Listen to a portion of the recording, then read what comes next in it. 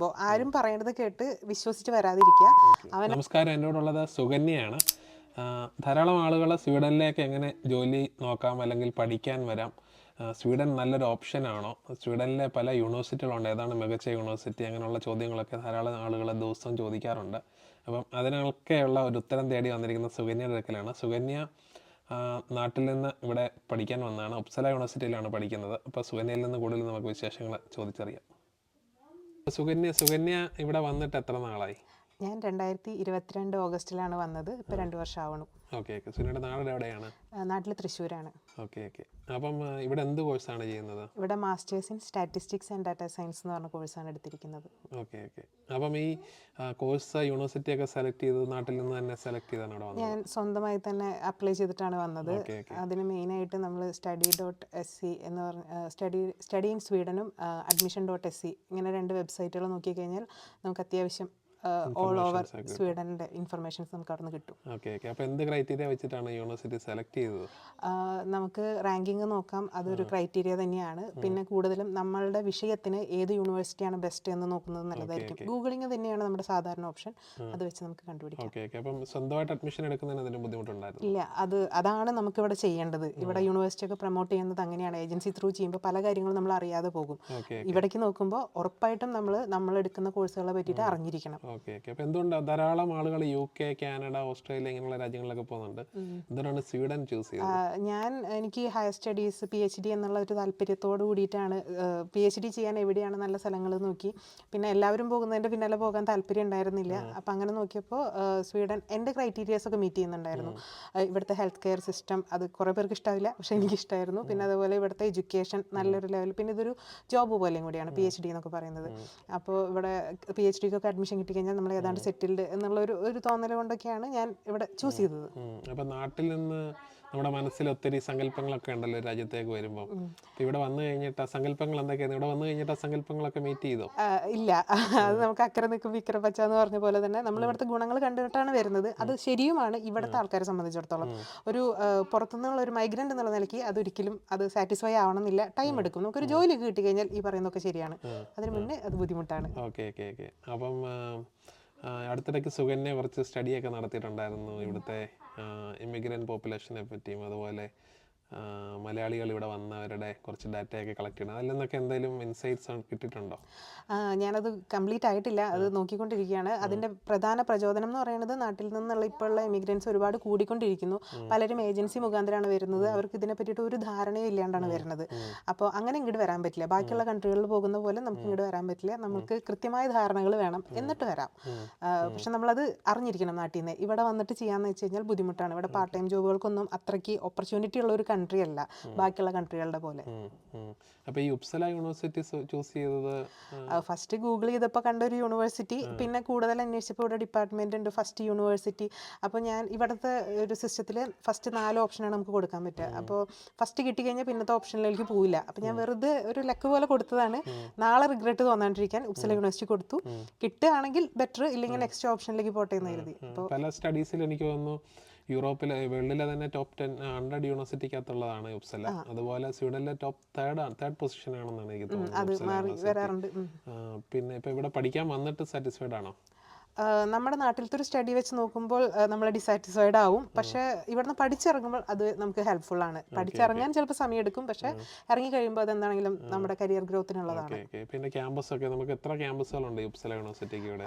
കുറച്ചധികം ഉണ്ട്, ഒരു 7-8 എണ്ണം ഉണ്ട്. കറക്റ്റ് എണ്ണം എനിക്കും അറിയില്ല. ഒരുപാട് ക്യാമ്പസുകളുണ്ട്. ഇവിടെ എക്കണോമിക്കൽ ക്യാമ്പസിലാണ് ഞാൻ പഠിക്കുന്നത്. ഞാൻ ഇതിനെപ്പറ്റി വായിച്ചിരുന്നു. 1744 യൂണിവേഴ്സിറ്റി സ്റ്റാർട്ട് ചെയ്തത്.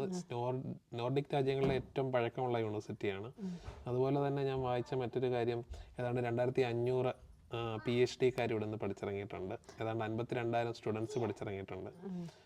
പിന്നെ മറ്റൊരു കാര്യങ്ങൾ വെച്ചാൽ ഇവിടെ ഒരു 3 ഡിസിപ്ലിനിലാണ് ഇവിടെ മെയിനായിട്ട് ഇത് നടക്കുന്നത്. ഒന്ന് science and technology, 2 social science and humanities,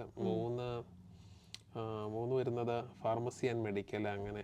അപ്പം സുകന്യ എടുത്തിരിക്കുന്നത് സോഷ്യൽ സയൻസ് ആൻഡ് ഹ്യൂമാനിറ്റീസ് ആ സെക്ഷനിലാണ് വരിക. പക്ഷെ നാട്ടിൽ MSc ആയിരുന്നു കഴിഞ്ഞത്, സ്റ്റാറ്റിസ്റ്റിക്സ്. അവിടെ അങ്ങനെ സയൻസിന്റെ അണ്ടറിലായിരുന്നു.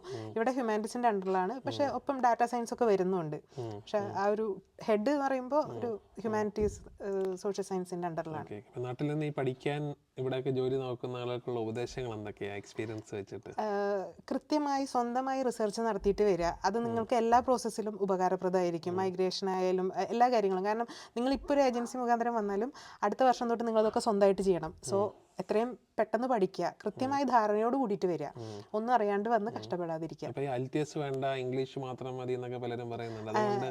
അതുകൊണ്ട് മാത്രം ഇവിടെ പിടിച്ചിരിക്കാൻ പറ്റുമോ? IELTS എല്ലാ കോഴ്സിനും വേണ്ടാത്തതില്ല. എൻ്റെ കോഴ്സിന് വേണ്ടി വന്നിരുന്നില്ല. പ്രത്യേകിച്ച് നമ്മുടെ നാട്ടിലൊരു മാസ്റ്റർ കഴിഞ്ഞ ഒരാളാണ് ഇവിടെ കൂടുതൽ അഡ്മിഷൻ വരിക. അവർക്ക് ചില കോഴ്സുകൾക്ക് IELTS എക്സംഷൻ ഉണ്ട്, എല്ലാത്തിനും ഇല്ല. അതാണ് പറഞ്ഞ് കൃത്യമായി നമ്മൾ ആ വെബ്സൈറ്റ് ചെക്ക് ചെയ്തതിന് ശേഷം വരണം. അപ്പം ഇപ്പം സ്വീഡിഷ് പഠിക്കേണ്ട പല ഏജൻസികളും പറയുന്നുണ്ട്. ഇവിടെ വർക്ക് ചെയ്യണമെങ്കിൽ സ്വീഡിഷ് അത്യാവശ്യമാണ്. ഈവൻ ദോ ഡ്രൈവിങ്ങിന് പോലും സ്വീഡിഷ് അവർ ചോദിക്കുന്നുണ്ട്. ഇപ്പോൾ ഒരു ബസ് ഡ്രൈവിന് പോകണമെങ്കിൽ നമ്മൾ വിചാരിക്കും ഡ്രൈവിംഗ് എല്ലാം ആവശ്യമില്ലാന്ന്, പക്ഷെ അല്ല. ബേസിക് ഇൻസ്ട്രക്ഷൻസ് പറയാനെങ്കിലും നമ്മൾ സ്വീഡിഷ് അറിഞ്ഞിരിക്കണം. സോ ലാംഗ്വേജ് അത്യാവശ്യമാണ്. ലാംഗ്വേജ് ഇല്ലാതെ ഇവിടെ രക്ഷപ്പെട്ടു പോകാൻ പാടാണ്. പറ്റും, പക്ഷേ അത് കുറച്ച് ലക്കും ഭാഗ്യം, അതാണ് മെയിനായിട്ട്. സുകന്യ ഇവിടെ ഫാമിലി ആയിട്ടൊക്കെ അല്ലേ വന്നത്? ഹസ്ബൻഡ് ഞാൻ വന്നപ്പോൾ തന്നെയായിരുന്നു വന്നിട്ടുണ്ടായിരുന്നത്. പിന്നീട് ഫാമിലി വരികയാണ് ചെയ്തത്. ഫാമിലി ആയിട്ട് വരാൻ ഉദ്ദേശിക്കുന്നവർ അപ്ലൈ ചെയ്യുമ്പോൾ എന്താണെങ്കിലും ഒരുമിച്ച് അപ്ലൈ ചെയ്യുക. എന്നിട്ട് വേണമെങ്കിൽ അവർ ആ 13 ഇപ്പോൾ 2 വർഷം ആക്കിയിട്ടുണ്ട്. അപ്പോൾ ആ 2 വർഷത്തിനുള്ളിൽ എപ്പോഴാച്ചാൽ ഫാമിലി വന്നാൽ മതി. നമ്മൾ ഒരുമിച്ച് അപ്ലൈ ചെയ്യാണ്ടിരുന്ന് കഴിഞ്ഞാലുള്ള ബുദ്ധിമുട്ട്, ഇത് സമയമെടുക്കും, ഒരുപാട് സമയമെടുക്കും. നമ്മൾ ബാക്കിയുള്ള സ്ഥലങ്ങളെ അപേക്ഷിച്ച് ഒരുപാട് സമയമെടുക്കും. ഇപ്പോൾ എൻ്റെ കേസിൽ 15 മാസം കഴിഞ്ഞിട്ടാണ് അത് അക്സെപ്റ്റ് ആയത്. സോ സമയമെടുക്കും. Okay okay. അപ്പം എല്ലാവരും ആദ്യമേ തന്നെ ഫാമിലിയുടെ കൂടെ അപ്ലൈ ചെയ്യുക, പെട്ടെന്ന് തന്നെ വിസ കിട്ടും. ഫാമിലിയായിട്ട് വരുമ്പോഴുള്ള ബുദ്ധിമുട്ടുകൾ കമ്പാരിറ്റീവ്ലി പറയുകയാണെങ്കിൽ എളുപ്പമാണെന്നാണ് പറയേണ്ടത്. കാരണം നമുക്ക് ഹൗസ് ബുദ്ധിമുട്ടുകൾ ഇവിടുത്തെ ബുദ്ധിമുട്ട് എന്ന് പറയുമ്പോൾ ഈ അഡ്മിഷൻ കണ്ടുപിടിക്കുക, കുട്ടികൾക്ക് അഡ്മിഷൻ കാര്യങ്ങൾ, ഈ പഠിക്കാൻ വരുമോ, ഒപ്പം ജോലി കാര്യങ്ങൾ, നമുക്ക് ഇവിടുത്തെ പറ്റിയിട്ടൊന്നും അറിയില്ലല്ലോ. അപ്പോൾ അതൊക്കെ ഒരു ബുദ്ധിമുട്ടുകളാണ്. ഇതൊന്ന് സെറ്റായി വരാം വിത്ത് ഫാമിലി വരുമ്പോൾ.